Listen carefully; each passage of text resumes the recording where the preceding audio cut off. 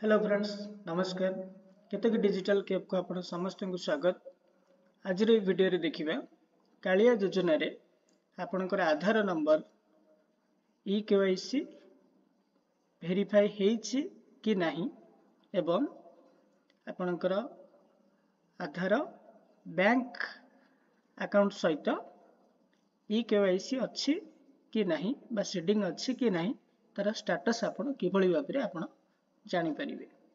तेबे computer keema laptop रे जेकोनोसी को ब्राउजर ओपन करंतु सर्च करंतु कालिया योजना। सर्च कला परे देखंतु कालिया योजना रो ऑफिशियल वेबसाइट एठारे चली आसिला। तो ठीक ऊपर को देखंतु कंप्लीट योर ई केवाईसी तारि ऊपर आपण क्लिक करंतु।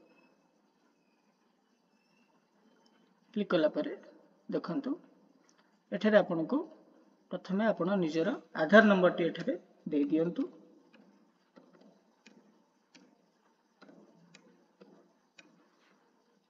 देन तळकु डिक्लेरेशन उपरे टिक करंतु।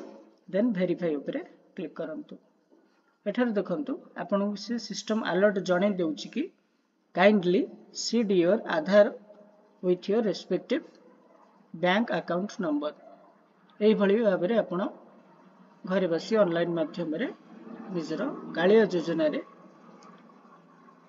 आपनकर केवाईसी रो स्टेटस आपण जानि परिबे। जदि वीडियो टी भल लागि छि तबे लाइक शेयर एवं सब्सक्राइब करंतु। धन्यवाद।